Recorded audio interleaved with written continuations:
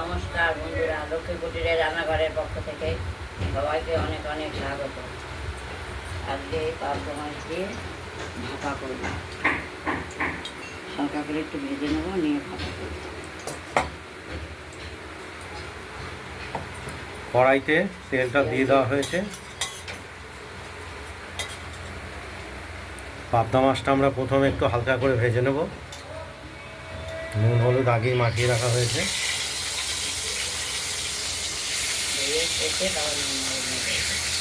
আর এদিকে আমরা পোস্ত কাঁচা লঙ্কা বেটে নিয়েছি, বাটাটা হয়ে গেছে। মাছগুলো ভাজা হলে তারপর আমরা পোস্ত বাটাটা দেব।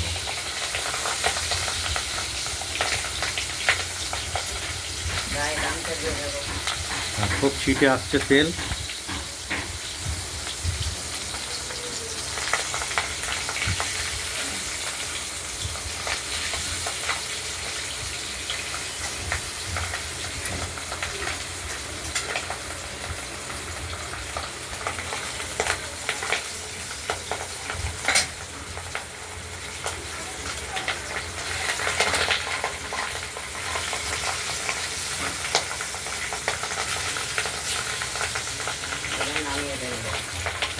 খুব হালকার উপরে ভেজে নেব।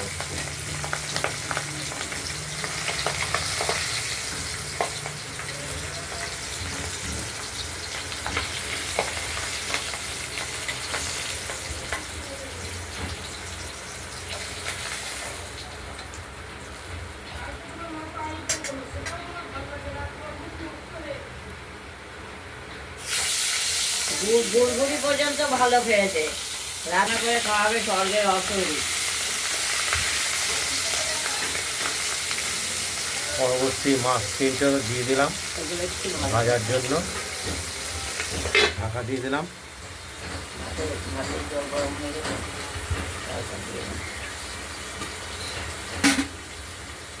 দেখতে থাকুন।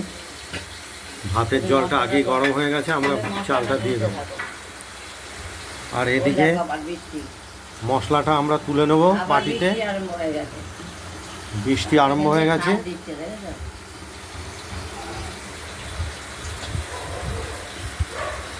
হাঁড়িতে জলটা গরম হয়ে গেছে, আমরা দিয়ে দিলাম। একটু দেখিয়ে নিলাম।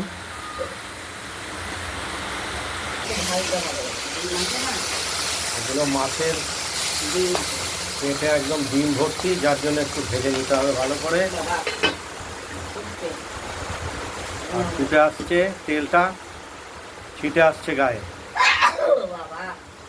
দারুণভাবে বৃষ্টি নেমে গেছে।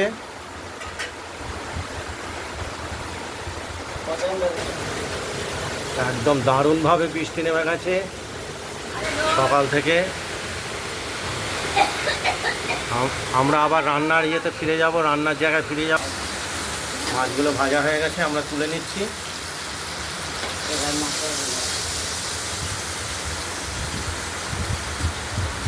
এবার মশলাটা কাচিয়ে আমরা বাটিতে তুলে নেব, দিয়ে কড়াইতে দিয়ে দেবো। পোস্ত বাটাটা তুলে দিলাম।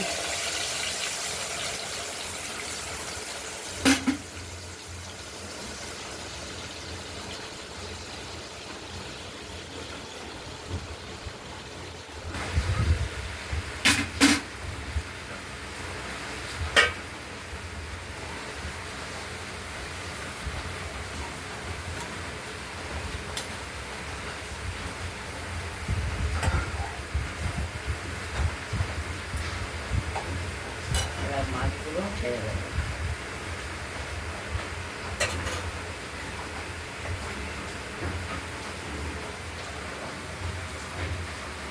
মুখগুলোর মধ্যে আবার ডিম আসতে সিদ্ধ না করে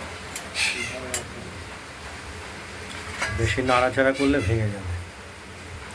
এমনি নরম মাছ না, এই মাছগুলো সেই নরম না, এগুলো হচ্ছে মানে তৈলাক্ত মাছ হলেই নরম হয়।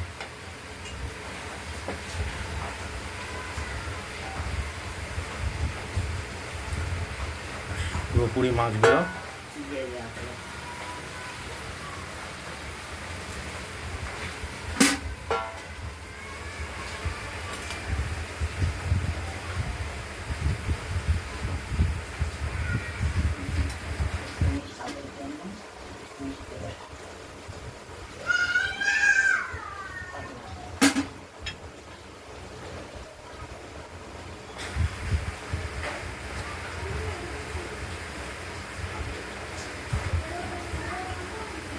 আমরা স্বাদের জন্য একটু মিষ্টি দিয়ে দিলাম। মিষ্টি দিয়ে দিলাম।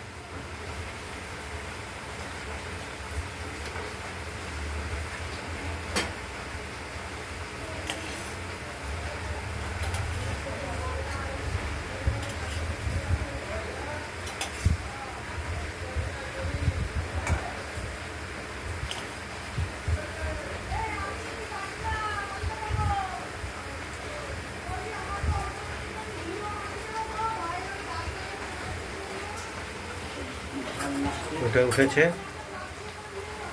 ঝাল মিষ্টি দিয়ে দিলাম। আমরা একটু লবণটা দেখে নেব, ঝালটাও দেখে নেব। ঠিকঠাক আছে,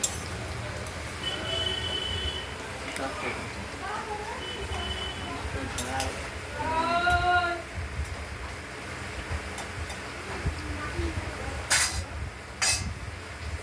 ঢাকা দিয়ে দিলাম, দেখতে থাকুন। ঢাকনাটা খুলে দেখুন, ফুটে গেছে। মাছ ভাপাটা হয়ে গেছে। ঝাল মিষ্টি সব ঠিক আছে। নিভিয়ে দিলাম ওভেনটা। এই রান্না ভিডিওটা যদি ভালো লাগে শেয়ার করবেন, কমেন্ট করবেন। আর রান্নাবান্নাটা যদি ভালো লাগে সাবস্ক্রাইব করবেন। আজকের মতো এখানে ভালো থাকবেন, সুস্থ থাকবেন, সাবধানে থাকবেন। টাটা। আজ পাবদা মাছের ভাপা। পোস্ত দিয়ে ভাপা রেসিপিটি এখানে শেষ হলো। আগামী দিন আবার অন্য নিত্য নতুন রান্নার রেসিপি নিয়ে এসে আপনাদের কাছে হাজির হব। নমস্কার।